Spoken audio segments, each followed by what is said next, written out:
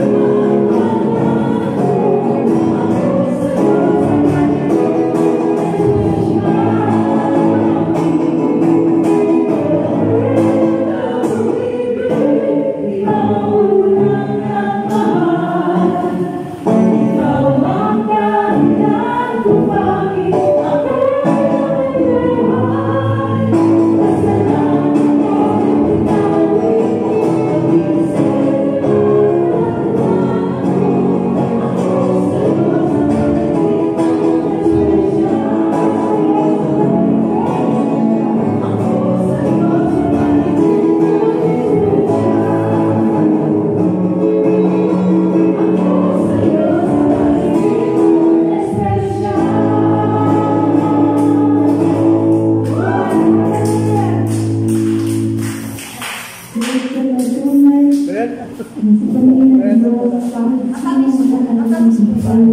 masyado. Pinya kasi, pinya. Salamat po Diyos.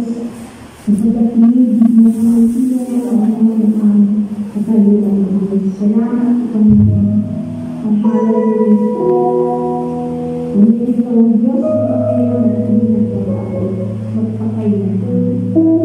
Sa lahat ng panahon, sa lahat ng pagkakataon, ikaw ay Diyos na hallelujah.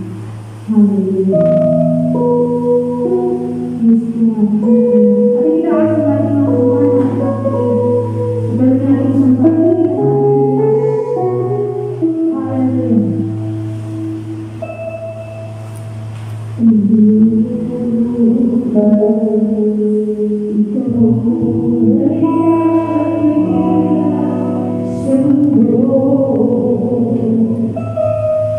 Yes, Lord.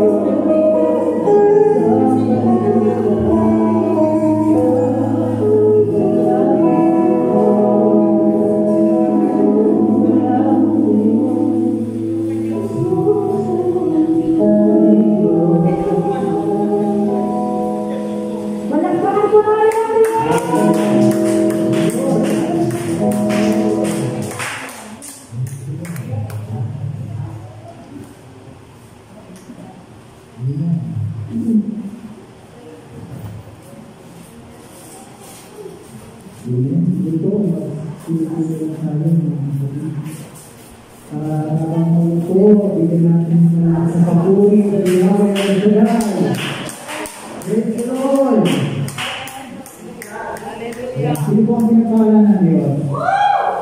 Ayan, lahat naman po tayo dito ba? Amen? Parang kulang tayo na dalawa lang tayo babae. Ating mag-share dito sa harapan. Ang kalutihan ng Diyos na ginawa sa atin mula ng isang linggo pa. Amen? Ayan, sino po ang una? Sister Cresty. Praise the Lord. Purihin natin ang Diyos.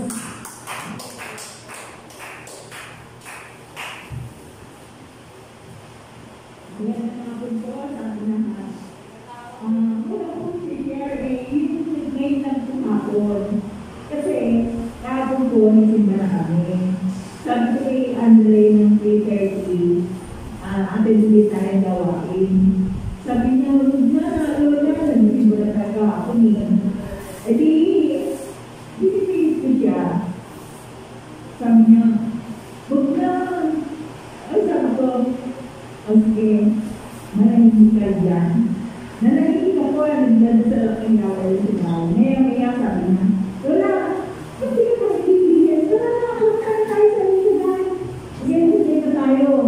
Kaya, hindi pa ako na natapos na namin. Kaya, Lord, maraming salamat. Nawa po, ako po yung tumaan ko. Ako lang yung sa kagawain. At ang susunod ko, ang kapalamakan ko, ang mga nangyaya, mga pagkakapagkakalain ko sa aming buhay.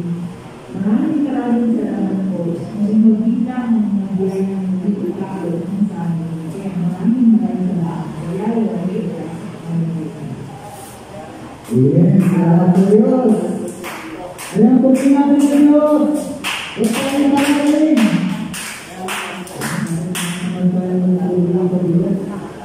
Kaya sino po susunod?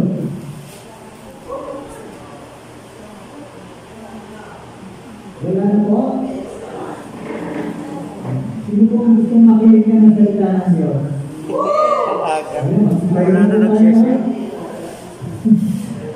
Handa natin ang ating mga sarili sa pakikinig.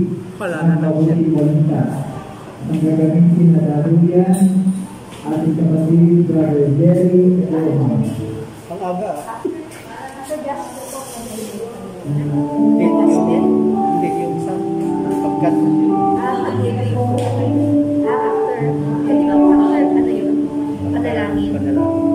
Yung after gospel. Wala na. Mamaya na lang.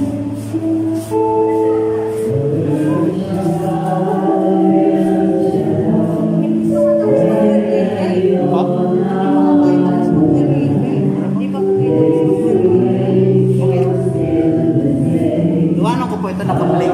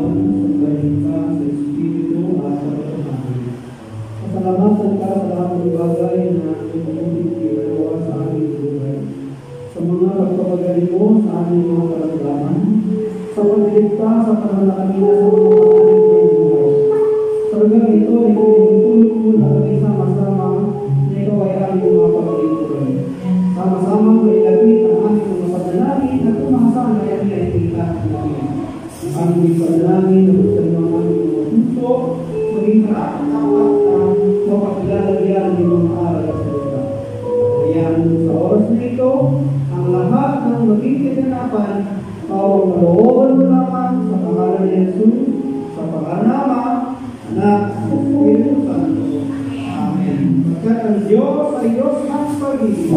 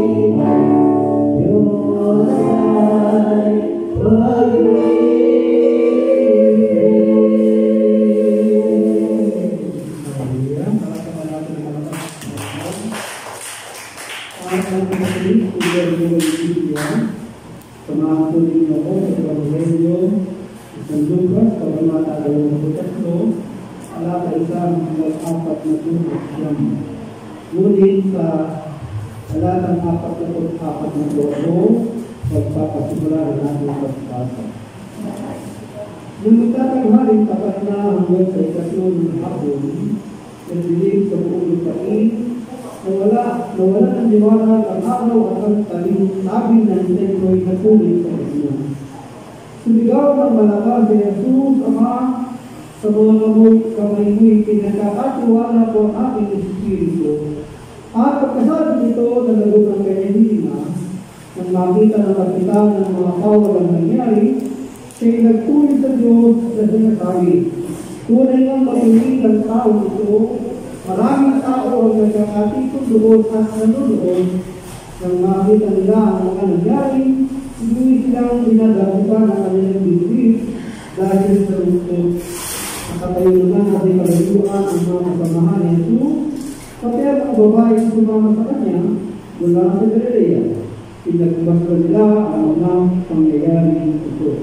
Ito po, mabuting balita na natin po buhay ito. Pagiging natin ang ating Diyos. Ito po, makakalagulit ito. Ating pagiging kayo mag-share at ang marami. Tuloy, pinasok ako ng napakaaga. Anyway, mahaba yung pagbasa ngayon, verse 1 hanggang 49.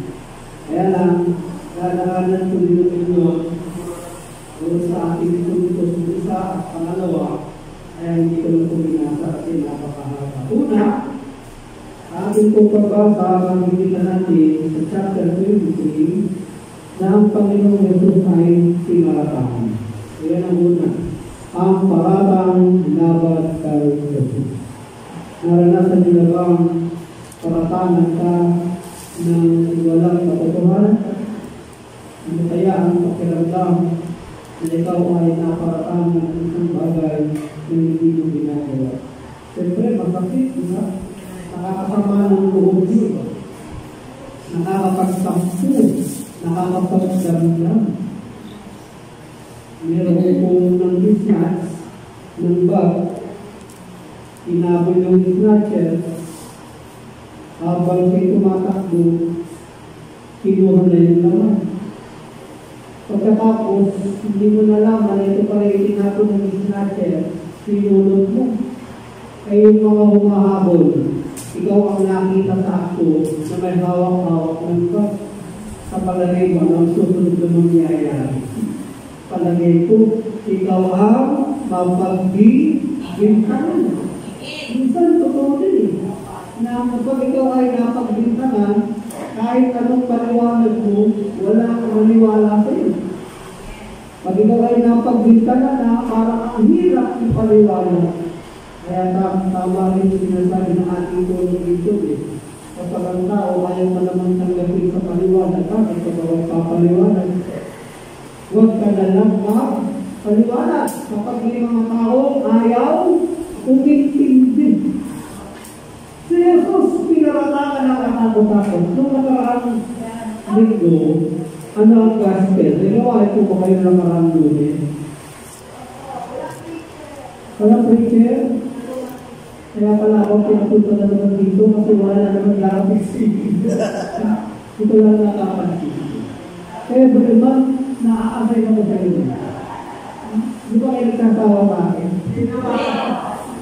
Di ba kayo nagsasawa kayo sa akin? Huwag na sa salita ng Diyos na inihahati sa Diyos, hindi kayo ikawa. Kaya kapag wala akong preacher na dumarating, automatic ko si-sister coordinator ang toto. Ayan. Kapag hindi naman pwede ang sister coordinator, yung head ng choir. Oo. Hindi available yung head ng choir, yung gitarista. Oo, kaya naman, tawagin yung tatay ng gitarista. Anyway, paratan. Ano mga paratan? Ano na paratan? Ang mga tao ay lumapit kaya sa paratan. Mga tao.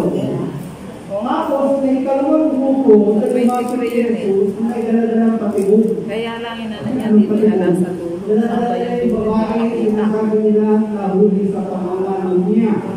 Anong sadya nila at dala dito? Sabi ng John chapter 8, kaya nila dinala si babae na nanalo niya ay para hatulan ni Jesus ng pagbato ayon sa batas ni Moises. Hindi naman pwede sumang-ayon si Jesus sapagkat hindi yung pinapayagan ng bansa doon ang ganung uri ng pagpaparusa. Sapagkat ang pagpaparusa na umiiral ng panahon na yun ay magupit o ay pagparusa kayo. Kaya kung si Jesus ay papayag, na batuhin hanggang mamatay ang babae, lalaban siya sa batas ng Roma. At kung hindi naman siya sasakayon, sasabihin ng mga Pariseo ba, wala ang propeta ka, kasi hindi mo sinusunod ang batas ni Moises. Yung babae na dala-dala nila ay isang patibong na kung alin man ang magiging desisyon ni Jesus, kung ang pipiliin niya ay pula at saka pink, delikado siya sa magkabilang partido. Diba? Pag ang pinili niya, pagbato, delikado siya sa Roma. Pag hindi siya tumayo sa pagbato, delikado siya sa batas ng Moises, sa Sanhedrin, sa mga Hudyo. Kaya, si Jesus ay nasa gitna sa nag-uultugang bato. Anong sadya nila? Upang may maipalatang sila kay Jesus. Tingnan niyo, minsan yung mga tao na dumarating sa ating harapan, hindi natin alam kung ano ba ang kanilang sadya. Tayo ba ay kanilang tutulungan, gagabayan, o pinaghahanap ng kapintasan at kamalian para may maging laban sa atin. Yun yung mga Pariseo, di ba? sila'y naghahanap ng maipaparangan hanggang dito sa ating pagbasa, tila baga, sila ay nagtagumpay. Sapagkat si Jesus ay kanilang nadakit. Nahuli nila at nila kay Pilato. Ano ang kanilang sakdal laban kay Jesus nung sila'y nakay Pilato na? Babasahin ko mga kapatid. Ang sabi po ng verse 2, siya'y pinaratangan nila ng ganito. Napatunayan po namin na iniligaw ng tao ito ang aming mga kababayan at pinagbabawalan niyang magbayad ng buwis sa emperador. Sinasabi pa niyang siya raw ang Kristo na isang hari. Ano yung una? Sabi ng mga nagpaparatang sa kanya, napatunayan po namin na iniligaw ng tao ito ang aming mga kababayan. Tanong, totoo ba na iniligaw ni Jesus ang kanyang mga kababayan? Hindi.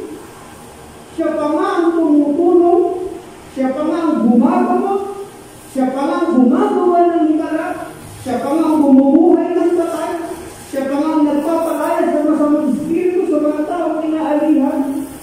Paano masasabi ng mga tao ito, ng mga Pariseo at Eskriba, na iniligaw niya ang kanyang mga kababayan? Dalawa, ang sabi pa ng paratang, ang sabi niya, huwag daw magbayad ng buwis sa Cesar. Natatandaan niyo po ba na mayroong points na hiningi ang Panginoon? Sigyan niyo ako ng barya, ng points. Kapagkat ini-issue kung dapat ba magbuwis sa Cesar, at binigyan naman siya. Sino ang nasa larawan ng barya? Ang Cesar po. Anong sabi ng Panginoon? Ibigay sa Cesar ang may Cesar. Ibigay sa Diyos ang para sa Diyos. Meron bang sinabi ng Panginoon na huwag magbuwis sa Cesar? Wala. Kundi ang sabi niya, sapagkat marunong, mataling ang Panginoon, ang para kay Cesar ay ibigay, ang para sa Diyos ay ibigay. Kaya lang, kapag ang tao talaga, kahit anong buti mo, kahit anong gawin mong tama, kapag ang palaging hinahanap ay mali, talagang makikita sa iyo mali. Kaya nga tama, sabi ng punong ito, huwag ka nang magpaliwanag sa mga tao na ayaw tumanggap ng paliwanag. At ikatlo, nakarata ay siya daw ay isang hari. Siyempre, ng mga panahon na yun, may emperador na siya parang hari, patukas. Tapos ngayon, si Pilato ang mamamahala ng mga panahon na yun. Siya ang pinakapinuno ng lugar na yun. Tapos ngayon, mayroong magpapalukag sa kanyang sarili na siya hari. Aba, ito isang banta. May mga pagkakataon na ang Panginoong Jesus pagkatapos yung magpakain ng maraming tao sa umalis. Bakit siya umalis? Sapagkat narinig niya ang usap-usapan na siya ay kukunin ng mga tao para gawing hari. Ay hindi pwede. Sapagkat ang hari na umiiral sa lugar na yun, panahon na yun, ay si Hari Herodes. Bakit siya umalis? Ayaw niyang magkagulo ang taong bayan. Ayaw niya na mapahamak ang kanyang mga kababayan. Oo, si Hari. Kaya lang ang pagiging hari niya ay wala dito sa lupa. Pero anong pinalabas ng kanyang mga kalaban, ng kanyang mga kaaway? Siya daw ang Kristo, ang hari. Mga kapatid, nang siya ay dalhin sa harap ni Pilato at buong husay na siniyas at sabi ng Biblia, walang natagpuan si Pilato na anumang uri ng kasalanan ng ibinibintang niya. Tingnan niyo kung sino pa itong mga tao ito na nasa templo, kung sino pa itong mga tao ito na may salita ng Diyos, nangangaral at nagsasalita ng mga aral ng Diyos, ito pa yung mga tao mapaghanap ng mali. Mapaghanap ng kasiraan ng kanyang kapwa. Samantalang si Pilato, walang nakita yung anuman na pagsuway o paglabas. Sinong nakakita? Yung mga malaki nag-aatin ng gawain. Totoo din, di ba? Minsan, kung sino pa yung, hindi naman lahat na, sabihin na lang wala sa game. Minsan, Kung sino pa yung mga matatagal na gawain, sila pa ang dami nakikita kapitado sa pato. Sila pa yung mapanguna. Sila pa yung mapang... Hindi mo sa katabi mo, walang ganyan sa JP. Kaya parang ngayon bakit ba ginawa ng mga tao dito? Bakit ba ginawa ng mga Pariseo at Eskriba ang mga ganong paratan? Sapagkat ang totoo, si Jesus ay tinik sa kanilang lahat. Bakit naman sinasabing tinik sa kanilang lahat? Nang magsimula ang ministeryo ng Panginoon, ang mga tao halos siya ang sinusundan. Kahit saan siya magpunta, ang mga tao ay dumudumog dumadalsa. Bakit? Kasi ang kanyang pangangaral ay may kapangyarihan. Ang kanyang pangangaral ay may karunungan. Ang kanyang pangangaral nakapagbubukas ng puso at isipan ng mga tao. Kaya nga, sabi ng mga tao, saan kumuha ng karunungan ng tao niya? Bakit? Kung siya mangaral, hindi siya katulad ng mga Pariseo at Eskriba. Bakit ang mga pagtuturo ba ng Pariseo at Eskriba ay walang kapangyarihan? Bigyan na nila nagsabi. Kung ikukumpara yung pangangaral ng Panginoon, ang layo sa kanila.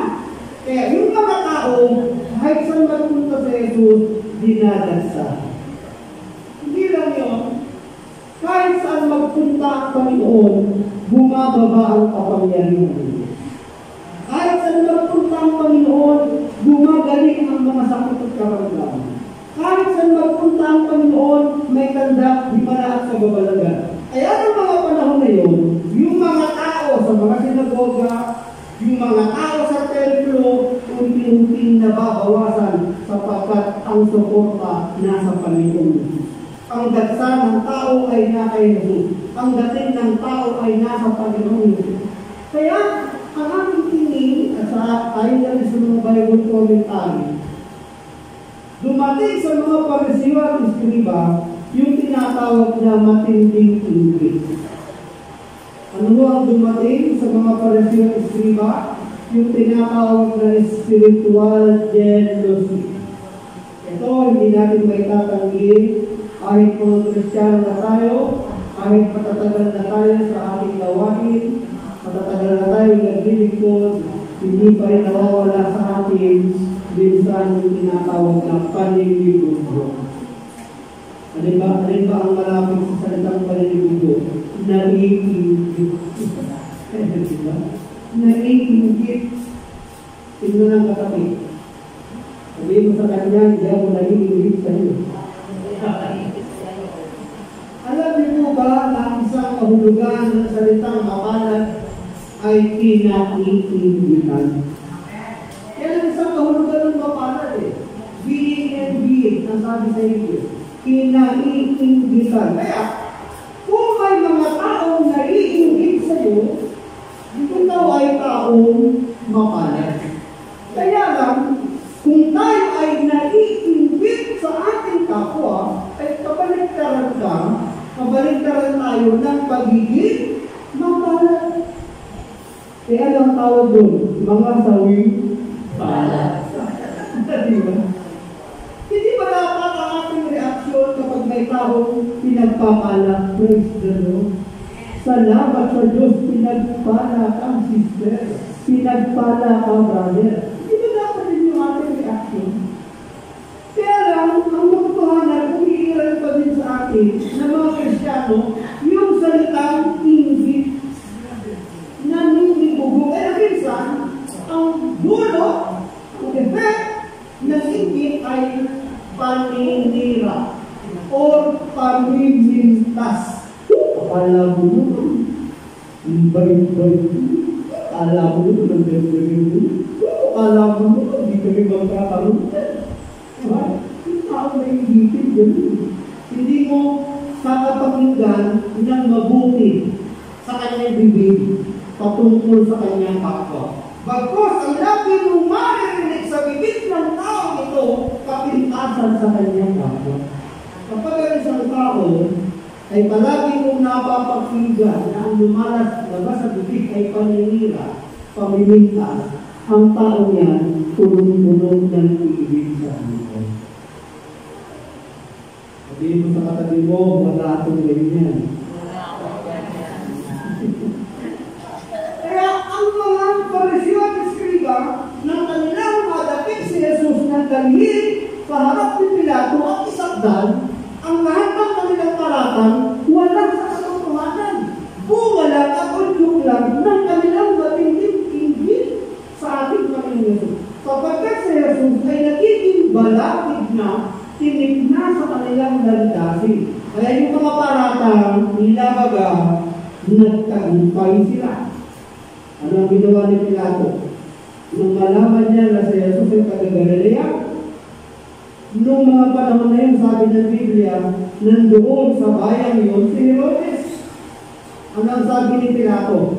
Ay, taga-Galilea pala yan, dahil yung kay Herodes.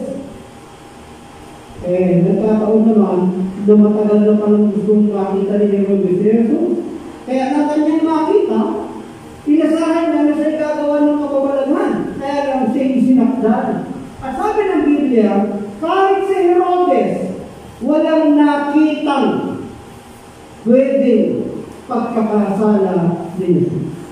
Tingnan ninyo, si Pilato, siniyasan ng buong husay si Jesus, walang nakitang pwedeng pagkakasala. Nang si Herodes naman ang sumiyasat, walang nakitang pwedeng ipagkasala o paglabag niya. Kaya ang ginawa ni Herodes, inutusan niya ang mga punong pare, mga punong bayan, ang taong bayan, na ibalik kay Pilato. Tingnan ninyo, magkakasabwa, ang dami kalaban ni Jesus. Sino-sino nga kalaban ni Jesus? Punong pare, pinunong bayan, taong bayan. Ang hirap, no? Magkasal na lang siya, mga kalaban. Ngunit, pinadalag siya. Anong sabi ni Pilato? Dahil wala siyang nakitang kasalanan, wala din akong nakitang kasalanan, ipapahugupit ko na lang siya para pagkatapos ay palayain. Kaya lang, yung mga panahon na yun, ayaw na ng tao. Kapag ang gusto ng tao, udyok ng mga punong pari at mga pinunong bayan, na siya'y hatulan ng kamatayan.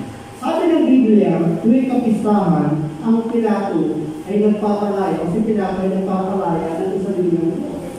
Kaya, pinilabas niya si Barabas upang may magpilian. Pero, mas pinili ng mga tao na si Barabas ang palayain at si Jesus ay ipapatay at utaan sa Diyos. Pero bago ko ito yung ito ang kagandahan. Nang dahil kay Jesus, yung matagal nang magkalaban na si Pilato at saka si Herodes, sabi ng Biblia, nang dahil kay Jesus, ang dalawang ito naging magkaibigan. O diba? Parehong politiko. Para sa ating bansang Pilipinas, ang magkakaibigan noon, magkakaaway din. Ang magkakaaway noon, ngayon magkakampi ngayon. Yung umaalis noon, lumilipat ngayon. Para mga politiko. So, nagkasundo, naging magkaibigan ng dahil tayo. Mga kapatid, anong sila ng tao? Pato sa Diyos! Ikato sa Diyos! Kaya ikalawang puntos, mga kapatid, ito ang tutusan. Ano yung unang puntos? Mga paratang laban kay Jesus. Ikalawa, hinatulang mamatay kay Jesus. Sabi po ng verse 13, ipinatawag ni Pilato ang punong pari, ang mga pinuno ng bayan at ang mga tao. Sinabi niya sa kanila, isinakdal ninyo sa akin ang taong ito sa paratang na nililigaw niya ang taong bayan. Siniliyapan ko siya sa harap ninyo at napatunayan kung walang katotohanan ang mga paratang ninyo sa kanya. Gayon din si Herodes, kaya ipinabalik niya sa atin ang taong ito. Wala siyang ginawang parapat dapat para sa hatol na kamatayan. Ipahahagupit ko na lamang siya pagkatapos ay aking palalayain. Yung pista ng Pasko, kailangan magpalaya si Pilato ng isang bilangong mapipili ng taong bayan. Subalit sabay-sabay ang sumigaw ang mga tao. Patayin ang taong yan. Palayain si Barabas. Si Barabas ay nabilanggo dahil sa paghihibagsik na pinangunahan nito sa lungsod at dahil na rin sa salang pagpatay. sa pagnanais na mapalaya si Jesus, minsan pang nagsalita sa kanila si Pilato. Ngunit sumigaw ang mga tao, ipako siya sa krus, ipako siya sa krus. Ikatlong ulit na sinabi sa kanila ni Pilato, bakit ano ba ang ginawa niyang masama? Wala akong makitang dahilan upang siya hatulan ang mamatayan. Kaya ipapahagupit ko siya at pagkatapos ay palalayain. Ngunit lalo nilang pinagsigawan na si Jesus ay dapat ipako sa krus. Nalagig ang kanilang sigaw, kaya ipinas niya ni Pilato na pagbigyan ang kanilang hinihingi.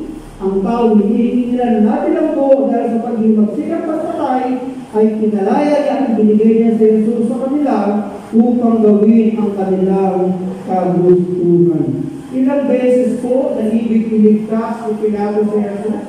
3.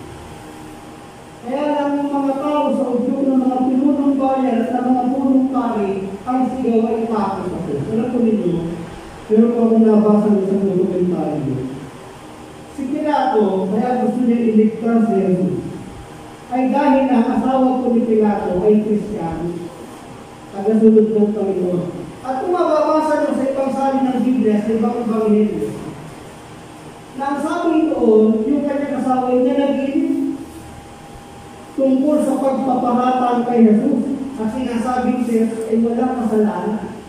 Kaya yung pagpapalaya gustong gawin ni Pilato ay influensyado ng kanyang asawa. Kapag ang kanyang asawa ay tagasunod ng Panginoon. Kaya si Pilato din ay lihim na sumasampalataya, lihim na nakikinig ng mga aral ng ating Panginoon. Kaya lang, sino ang nalaig? Ang sigaw ng tao. Kaya anong hatol? Pamatay. Ang sabi ng Biblia, nung inihatol ang pamatayan, sabi ng Romans chapter 6, nang si Jesus ay mamatay sa krus, tayo ay kasamang namatay. Nang siya'y muling nabuhay, kasama tayo nabuhay. Ang kasalanan na inako ni Jesus sa krus na dapat tayo ang mamatay ay 3. Ito ay hinamo ko sa Katekismo Katoliko. 3 ang uri ng kasalanan ng tao. Sino makakahula? Ang makakahula, bibigyan ko ng kalahating nakatan. Ang kasalanan sa piling ng nakatan. Ano yung klaseng sala? Yung 3 uri ng kasalanan. Ang unang uri ng kasalanan ay tinatawag na manang sala. Ano yun? Minanang kasalanan, manang sala. Ito yung kasalanan ni Eva at Adan, o ni Adan at Eva. Ang kasalanan na binuhay ni Adan sa paraiso, ito yung kasalanan pinatay ni Jesus sa krus. Nang siya'y namatay din yung kasalanan binuhay ng unang Adan. So ano yun? Manang sala. Ang ikalawa ay yung tinatawag na sariling sala. Ano yung sabihin sariling sala? Ito mga personal natin kasalanan na nagagawa araw-araw. Yung personal natin nagawa paglabag sa Diyos. Ang tawag din ay sariling sala. Yung ating mga kasalanan nagawa ay kasamang pinatay ni Jesus. Ipinako sa krus at kasama niyang namatay. Ano yun? Sarili sala. Ano yung unang sala? Manang sala. Ikalawa, sarili sala. Ano yung ikatlo? Ito yung ikatlo, ang tawag dito ay paratang sala. Ikinargang sala. Hindi ginawa ni Jesus, ngunit ikinarga sa kanya. Inilagay sa kanya na naging dahilan ng kanyang kamatayan. Paratang sala. Di ba ang nyo napansin? Manang sala, sariling sala, paratang sala. Di ba magkakapilyo sila? Para magkakabag ng anak na, di ba? Manang sala, sariling sala, paratang sala. Yung 3 kasalanan na yan yung kasamang namatay si Jesus. Ngunit nabuhay, kasama niya tayong nabuhay. Kaya yung kamatayan ni Jesus ay isang tanda ng pagtubos sa ating kasalanan. At sabi nga na aklat ng Pedro, nang dahil sa kanyang mga sugat, ang lahat ng ating karamdaman ay nagsisigil. Ano yung unang puntos, mga kapatid?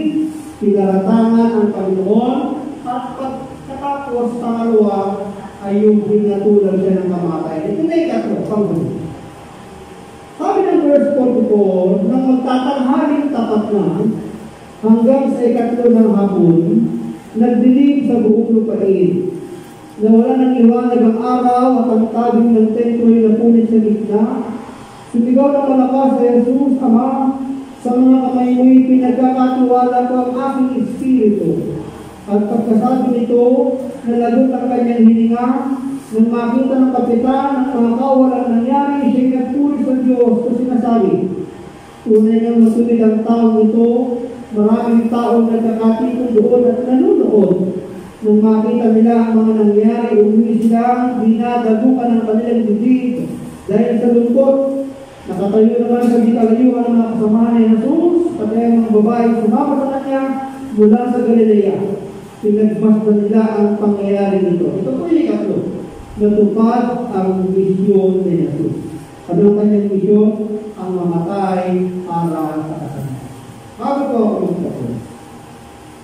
Ang kamatayan po ni Jesus ay may hamon sa atin. Ano yung hamon sa atin? Ako, nakakariyan ako na ilang beses na kayo nakaatin ng Catholic Faith and the Spirit sa inyo.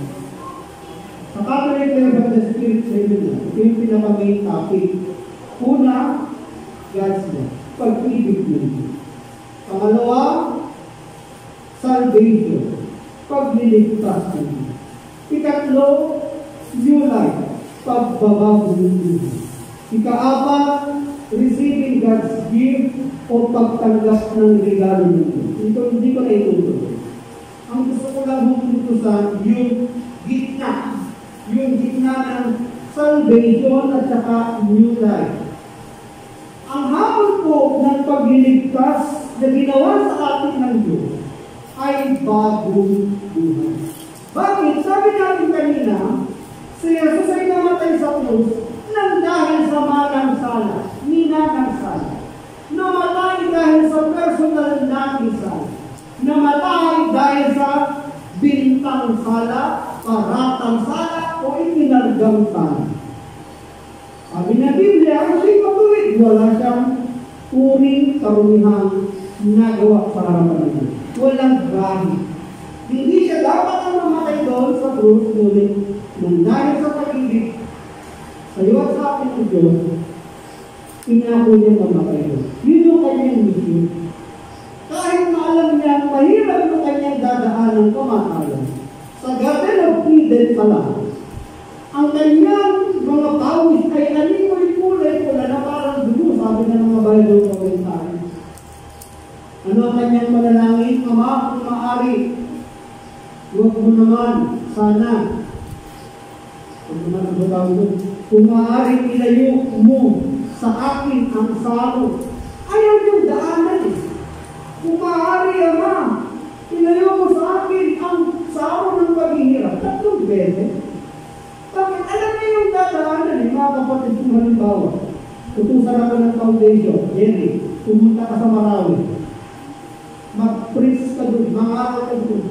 Pero mamamatay ka kapag nangaral ka doon. Siguro pagkatanggap ko ng mission order ko, baka mag-iisip ako ng 1 hanggang 1 milyon bago ako magpunta sa Marawi. So, di ba, sabihin sa akin ng foundation, so Jerry, punta ka sa'yo pray. Mangaral ka doon. siguro bago ako magpupunta doon, mag-iisip ko na ako ng 1 milyon. May makikinig ba sa akin sa'yo pray, may digmaan ko. At baka isa pa, tamaka ako ng bomba ko. O, di ba? Nang may cellphone. Tamaka ako ng bala. Siguro mag-iisip ko na ako. Si Jesus, nasa langit pa lang siya. Kasama ang Ama.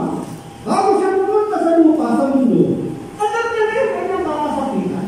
Kaya nga siya'y nagbakasakaling, Ma, hindi kayo muna sa akin. Hindi eh. Pagkatapos na mag-pray sa ganito ang masunod, kundi ang iyong Panginoon. Naalala ko itong kwento ito, hindi ko lang alam kung ito yung napakinggan nyo. At kung ito yung inyo nang napakinggan, kunwari hindi nyo pa napakinggan. Dalawang magkapatid, panganay at bunso. Sabi ng kanyang mga magulang sa panganay, anak, kami ng iyong ama ay matanda na at malapit na kaming tumanaw. Kung sakali na kami ay tumanaw at mamatay, ikaw ang tatayong magulang ng iyong bunsong kapatid. Ipangako mo, naiingatan mo, aalagaan mo, o proteksyonan mo ang iyong kapatid, kahit na magbuwis ka ng buhay. Ang sabi ng panganay, opo, lumaki ng panahon na matay ang kanilang mga magulang. Ang buhay ng bunso ay hindi magandang pamumuhay. Basag ulo, lasinggero, babaero, sugalero, adik, troublemaker, salot, kumbaga sakit ng ulo sa likunan. Lahat ng gulo pinapasok. Samantalang itong panganay, napakabait. Laging laman ng simbahan, makadiyos, makipagkapwa, matulungin, mabuting tao. Baliktad ang kanilang ugali magkapatid. Sa araw o sa gabi, mayroong malakas na katok ang kumakatok sa pinto ng bahay. At binuksan niya, pagbukas niya, nakita niya ang kanyang bunsong kapatid, sugatan. Ang sabi ng kanyang kapatid, Kuya, napaaway ako sa kabilang barangay. At nakasaksak ako at nakakasay ako. Hinahabol ako ng pulis, ng mga pulis. Tulungan mo ako, Kuya. Naalala ng kapatid sa panganay, yung kanyang pangako, yung kanyang tinanggap na bilin sa mga magulang. Na kahit anong mangyari, proteksyonan niya, alagaan, ingatan, kung magbuwis ng buhay, ay gawin niya para mabaligtas sa kanya. Ano ang sabi ng mga ay, dali! Maghubad ka ng dali! Nagpalit sila ng dali. At sabi ng panganay sa bunso, dali! Pumasok ka sa kwarto! Kumuha ka ng pagdoon, magsilid ka ng ilang mga damit mo at gamit! Umuwi ka muna sa ating probinsya. At huwag kang babalik dito hanggang hindi kita sinasabi. Ganun nga ginawa ng kapatid, kumuha ng damit, at dumaan sa likod, ibuwi ng kanilang probinsya. Kaya may mga kumakatot na naman sa ito. Pagbukas niya, mga pulis. Nung siya'y makikita ng duguan, walang tanong-tanong, sinungkos siya ng apalay. Sinuntok, sinipa, pinagyakan at pinalagkad. Pinapaamin, ikaw ba ang pumatay? Ikaw ba ang sumaksak sa tao ito? Hindi ka tumitibo. Hanggang nila siya sa presinto, pinapaamin, doon sa krimen, pero hindi siya tumitibo. Hanggang sa isip, dinala doon sa hukuman. Hindi na siya nabuha ng abogado, hindi siya tumitibo. Yung hindi niya pagtibo, inisip ng hukuman na siya ang gumawa doon sa krimen. Kaya ang ginawa, pinatulan siya ng kamatayan. At bago niyato ng kamatayan sa kanya, sabi ng hukom, Iho, bago mo tanggapin ang hatol ng kamatayan, meron ka bang request? Sabi niya, mayroon po. Kung maaari po sana ang sulat na ito, ay ipadala niyo sa address na ito. Pinabigyan naman siya. Yung sulat ngayon ay nakarating doon sa address. At yun ay ang address ng kanyang kapatid na bunso.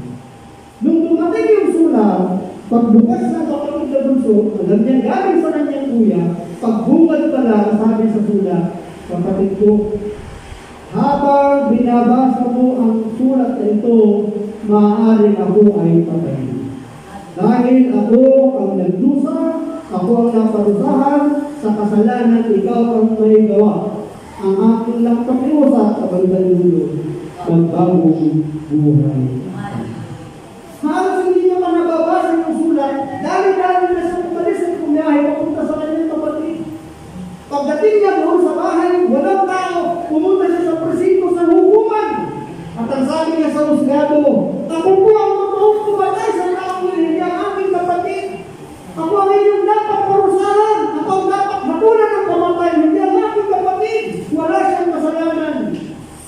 Alam niyo ang sabi ng hukuman, Iho, hindi pwede Dalawa ang maparusahan sa isang krimen na iyong ginawa. Malaya ka na, ang sabi ng hukuman. May nagbuwis na, may namatay na, sa kasalanan ikaw ang gumawa at yan ay ang iyong kuya. Sundin ko na lang ang nakasaad sa kanyang sulat, magbagong buhay. Yan ang hamon ng kamatayan ng ating Panginoon. Siya yung ating kuya, tayo yung kapatid na bunso. Siya namatay para sa iyo at sa ating mga kasalanan upang tayo ay magbagong buhay, lumakad sa bagong katwiran at sa katwiran. Magandang hapon, parapuan na sa iyo natin sa Panginoon. Ayun tayo naman. Tatlong punto, tamatang laban kaya. Ikalawa, hapon na kamatayang iginawag nila kayo. Ikatlo, natupad ang misyon ng Panginoon. Sa unang banda, iisip na natakalain ng mga Pariseo at Eskriba, ng mga punong pari, na nagtagumpay sila. Sapagkat si Jesus ay pinig sa kanilang landas, paglaban sa kanilang mga adhikain o mga layo. Pero hindi nila alam, yung kanilang ginawa ay isang paraan lang para matupad ang sinasabi ng kasulatan, sinasabi ng mga propeta, na si Jesus ay dapat mamatay para sa ating mga. Inaanyahan ko ang inyong pamaligay sa ating isip, isip natin ang ating. At pakinggan po natin ang diwa ng awit ito habang nakakabit ang ating mata at nakabuksan natin ay ating puso. Hallelujah.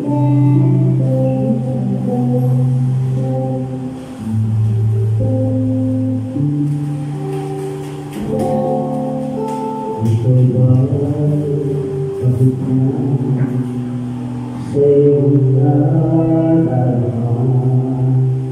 Ito ba sa iyong mga problema? Narito sa aking balat ko, naghihintay sa pagtawag ko.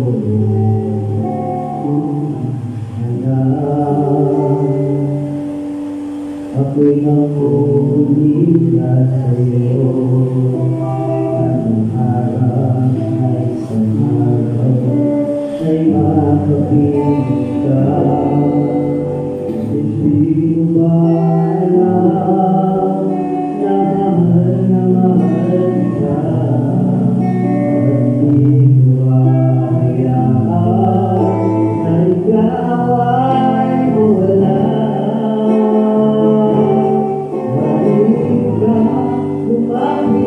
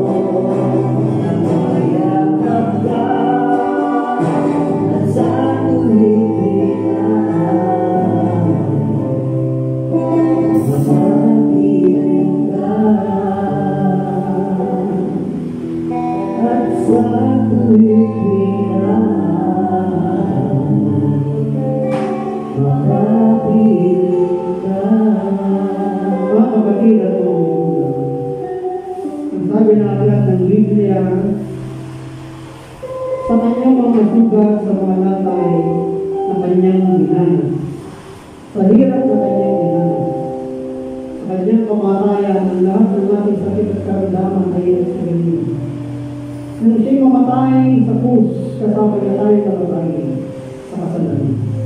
At nang siya'y muling mabuhay, kasama niya tayo nabuhay sa bagong buhay. At sa bagong buhay na ito, mararanasan natin yung pagyakap, yung pagkalinga, yung pag-aaruga, yung protection, yung himala at pagmamalasakit. Kaya meron tayong pananampalataya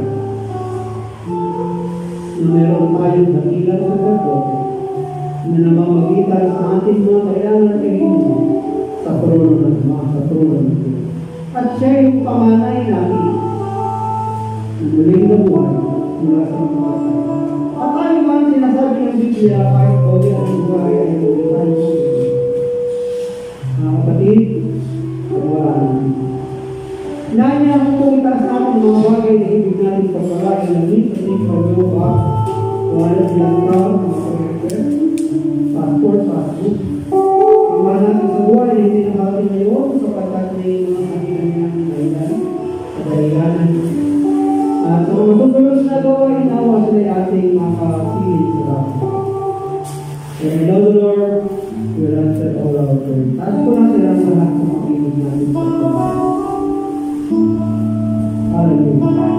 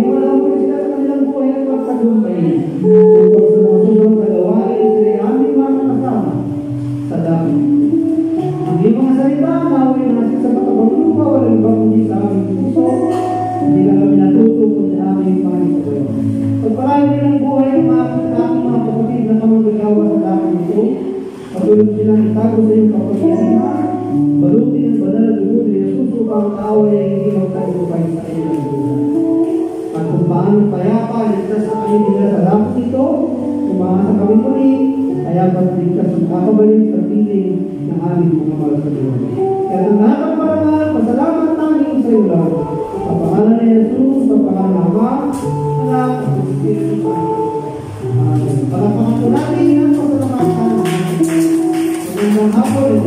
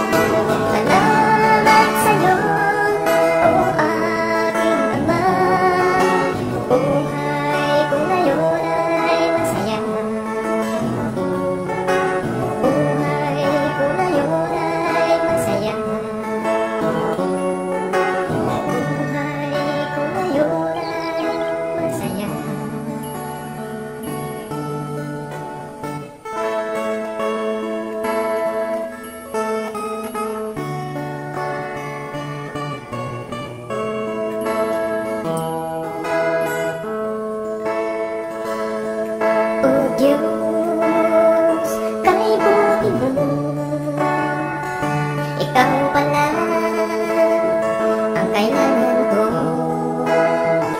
ang pag-asa ng buhay ko na hindi alam kung saan patungo.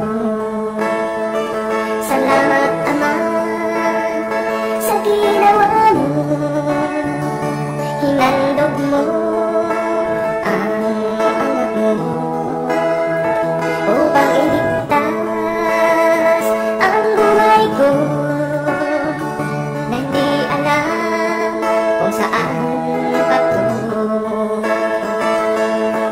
Salamat sa'yo, o aking Ama, binigyan mo ako ng pag-asa.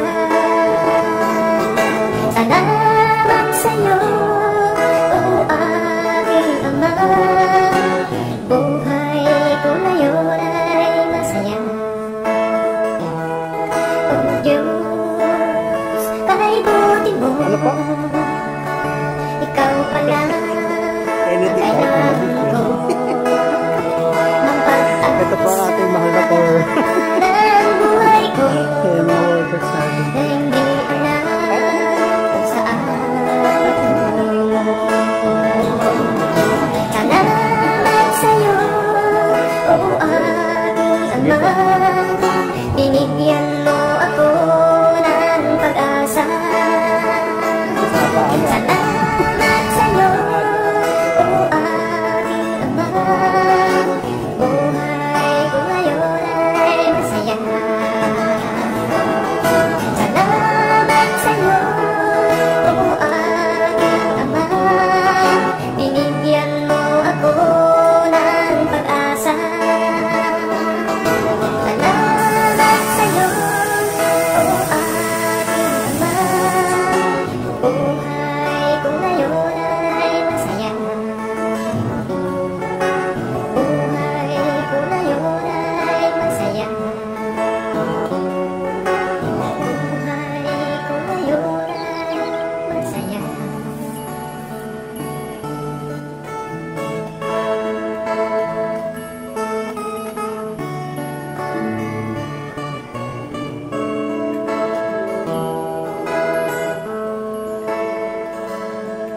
O Diyos, kaibuti mo,